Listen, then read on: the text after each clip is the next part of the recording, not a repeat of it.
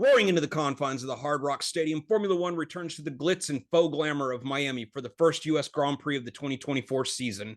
F1 Brake Check is here to preview everything you need to know about this weekend's action. We'll also break down the latest news and rumors. We'll play Stump the Pundit, grab a Mojito, a Cuban cigar, and settle in. F1 Brake Check is lighting up the tires and screaming into action. Welcome. You are listening to F1 Brake Check, the epic podcast for all things Formula One, where we discuss technology, history, news, and perspective. With your hosts, Scott Vick and Corey Broom. We're back with F1 Brake Check. My name is Scott Vick. I'm one of your intrepid pundits. With me, as always, is my partner in crime, my brother in arms, my pundit for life, Corey Broom. Corey, how are you doing this week, sir? Fantastic. It was a good week, good weekend. How about you? Very How's nice. everything going with you? Everything is going well. Everything is going mostly well. Unfortunately, anyone who's ever had a child knows that when they have to have surgery for any kind, you always get a little concerned. And my daughter, who is a college level dancer, she has torn her PCL and she's having to have surgery on Wednesday. Trying to get geared up and get ready for that. But other than that, everything's going fantastic. All right, so let's go ahead and just jump right into it. Let's jump into our news and rumors. Our first item is Newey. I haven't seen anything yet, so it's not official, but I'll have you lead it since you're the one that told me about it. Yep. So there was a report in the German media that was later picked up by Sky Sports and another number of media outlets. And there has been a number of confirmations from very high-placed Red Bull executives that Adrian Newey has given his notice that he will be ending his tenure with Red Bull Racing, presumably to go to another team. Now, it hasn't been disclosed which team he's going to, although the betting odds in Vegas and in my own head says that he is going to Ferrari. He is going to partner once again with Lewis Hamilton and try to help him make that 8th world championship a reality. I think that's just amazing. Everything that Fred has done so far is just beyond amazing to me. That he's just knocked it out of the park. Oh my gosh. One thing that I've been thinking about, Scott, is out of all the team principals that you've seen in your past, has there been anybody close to what Fred has done so far? And just from the 80s forward, I'm not talking about historically, just from your experience, have you seen somebody personally that has done what he's done so far? That has done what he's done so far? Yes, I would say Ron Dennis did the same thing at McLaren in the 80s, but he did not do it on nearly the scale or the speed at which Vasseur has done. There has been seismic shifts in Formula One over the past. Things like Ross Brawn going to Ferrari to partner again with Michael Schumacher and leaving Benetton. John Barnard going to Ferrari in the late 80s. There has never been a team principal that has created such momentous shifts in such a short period of time like Vasseur has done. I was looking at everything that he's done so far, and I keep thinking, who else has been able to achieve what he's able to achieve, again, in that short time span? Because he hasn't been team principal for that long, and he's been able to do so much good for Ferrari. It's just, it's amazing to me.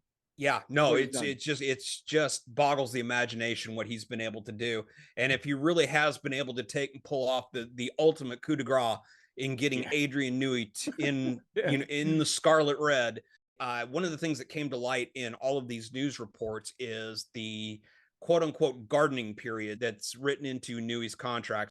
Every contract in Formula One has escape clauses, whether it be mostly for the team's advantage, occasionally for a driver like Lewis Hamilton or Max Verstappen, they have escape clauses that allow them to, if certain parameters are met.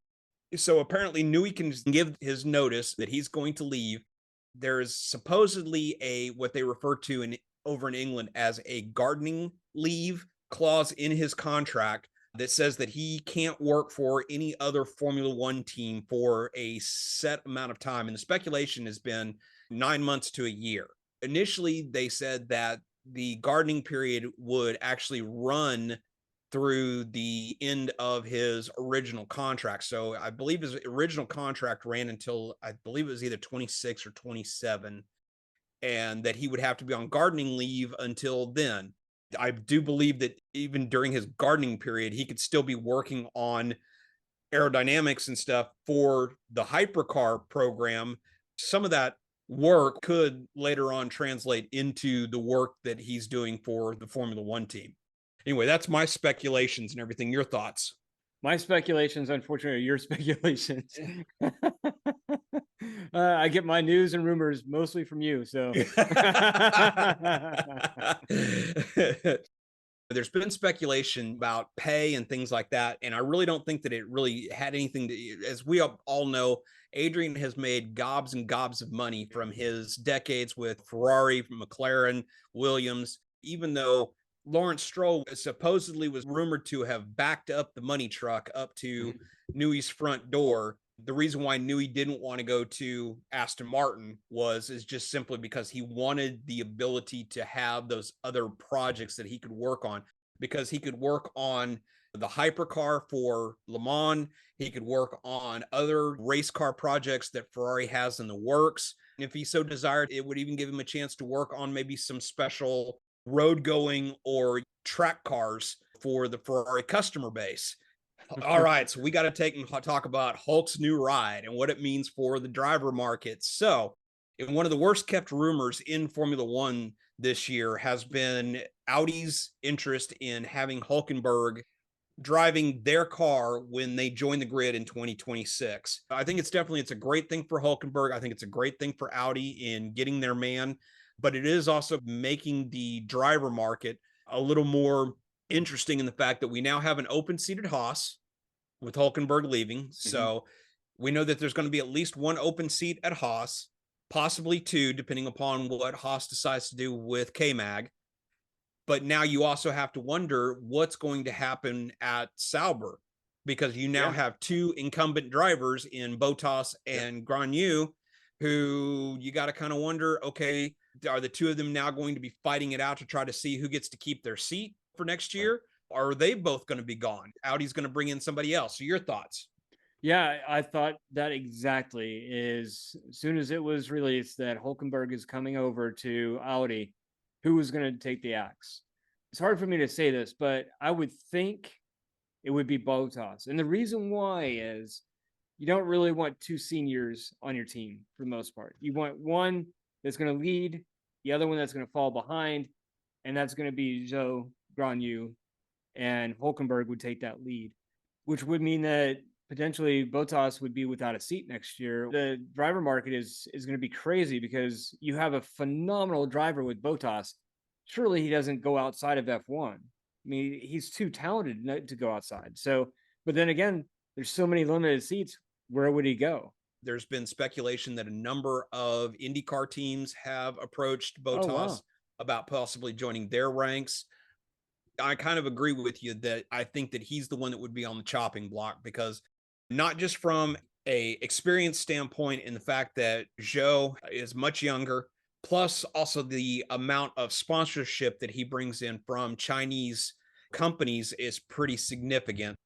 Okay, on to our next item. So apparently Lando got a little nosy this last week leading up to the Miami Grand Prix. There has been some pictures that have surfaced on social media and in various news outlets showing Lando with a pretty sizable gash on his face. Apparently he was at a party in the Netherlands for King's Day, and apparently he suffered a pretty big cut on his face. It's been reported that they don't foresee it causing any kind of issues or anything that would keep him out of this weekend's Grand Prix at Miami. This is a 24-year-old kid. He's living his best life.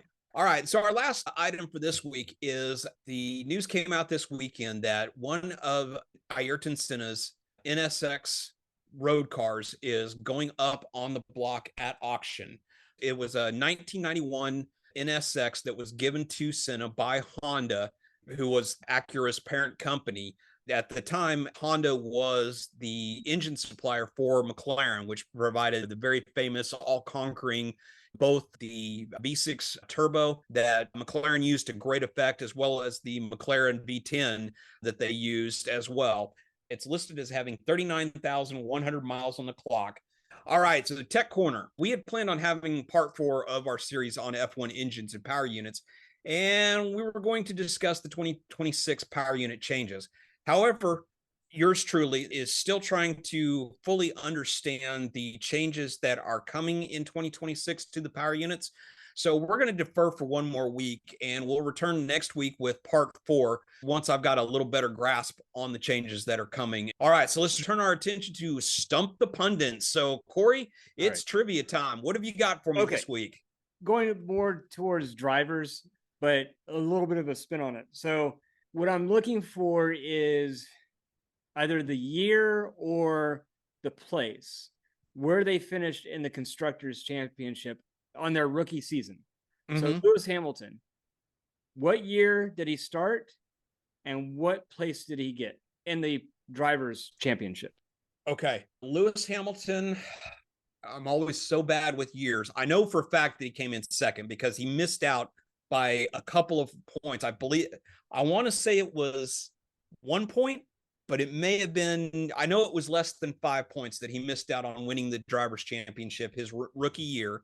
And I want to say it was 93 or 94. No, I'm sorry, not 93 or 94. It would have been 2003, 2004, somewhere in there. Close, 2007. And you were absolutely right about his standings. So, and even better, you are absolutely correct about the amount of points.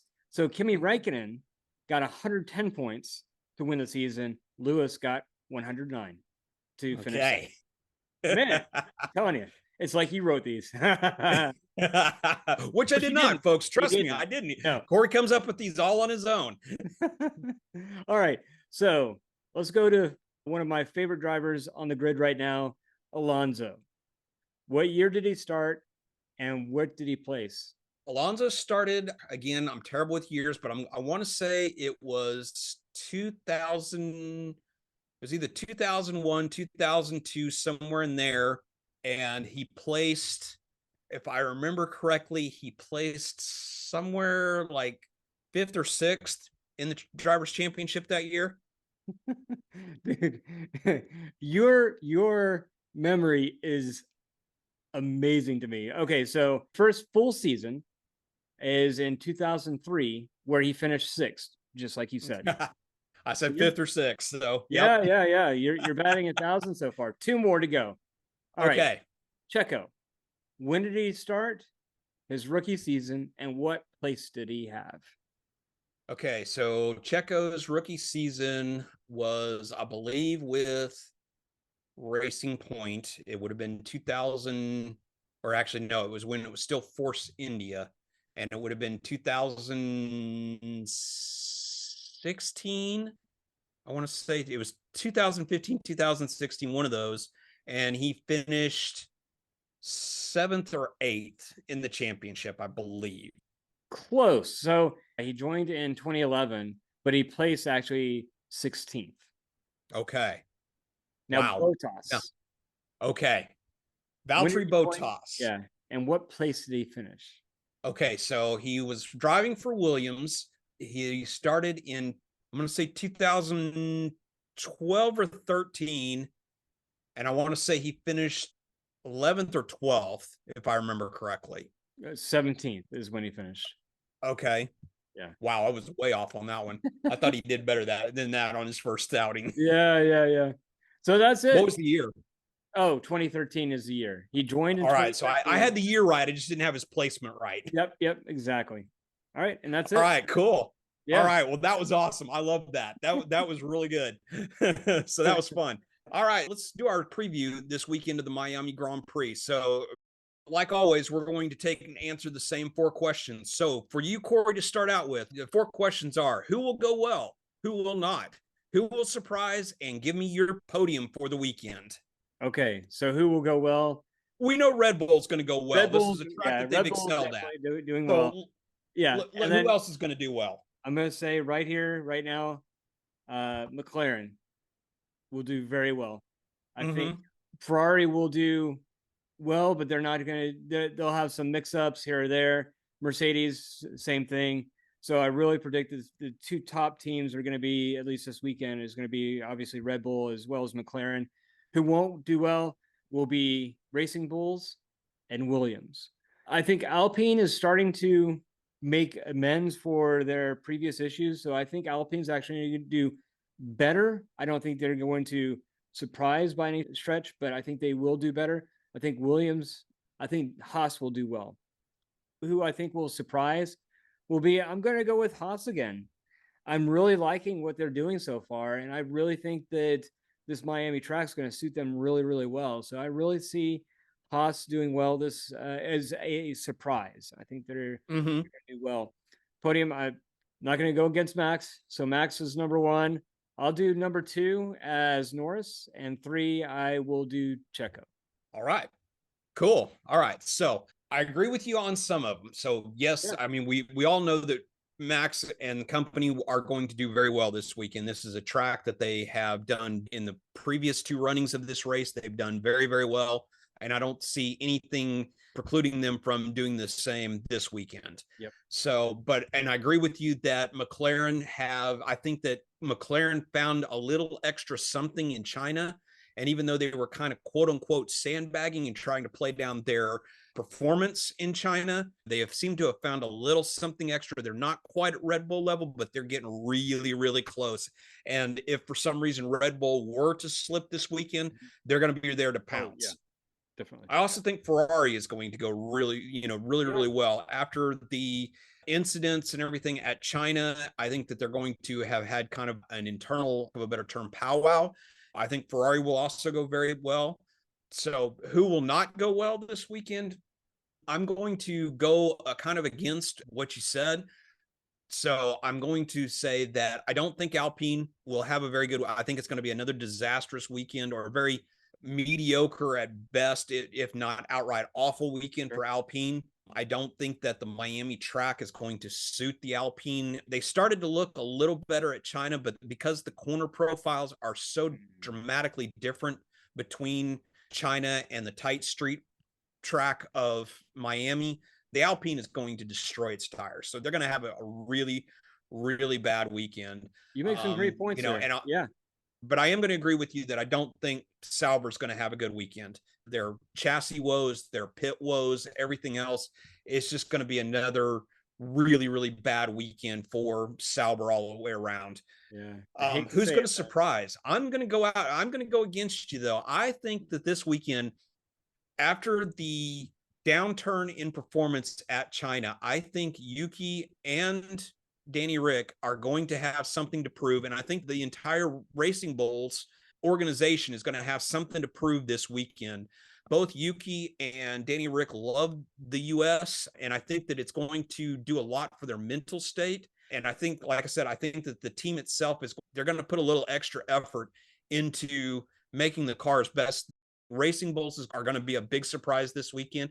And I also think Williams are going to be a big surprise this weekend. So, because supposedly they're supposed to have extra parts that they haven't had the last couple, after the disaster in Australia and the horrible time that they had in China. I think that having the extra spares, if they are indeed available like they're supposed to be, I think that it's going to give them a little more breathing room, to give them an opportunity to maybe push a little more. Yeah. But without pushing to the point of, breaking the car. Right. So I think that Williams and Racing Bulls will definitely surprise this weekend. As for the podium, I'm pretty much going to be in lockstep with you. The last 2 weeks that I've picked against Max, and I've been summarily trounced. So I am not going against him for a while. So I think it will be Max on the top step. I think it will be Lando in the number 2 spot. But I'm going to go out on a limb, and I'm going to say it's going to be Carlos is going to be on the 3rd step. So I think that, like I said, I think it's going to be a Red Bull, McLaren, Ferrari. All right, then. So now comes the time when we park this car, slide into the yacht, and go for an evening cruise. Join us next week when Corey and I will give a very brief history of the Miami Grand Prix, break down all of the happenings from the weekend's action. We'll have part 4 of our Power Unit series in our Tech Corner, and Corey will scramble my brain with a new set of trivia questions for Stump the Pundit. So keep your nose clean and your tires cleaner He's Corey. I'm Scott. We're the pundits of F1 Brake Check. Let's go! Thank you for listening to F1 Brake Check. If you have enjoyed what you heard, don't miss a single episode by hitting that subscribe button in your favorite podcatcher, or you can watch the video version on YouTube. Help us grow by sharing us with your friends and fellow F1 fans. You can contact us on Facebook, Instagram, Threads, TikTok and X at F1 Brake Check. Our website is f1brakecheck.com, where you will find links to all our content. We value your passion and your feedback, so please take a moment to review our podcast. Your reviews help us grow and improve, and it means the world to us. Share your thoughts, rate us, and let us know how we can make the show experience even better. F1 Brake Check is a production of Brake Check Media. For your hosts Scott Vick and Corey Broom, until next time, keep yourself inside track limits, and try not to pitch it in the kitty litter.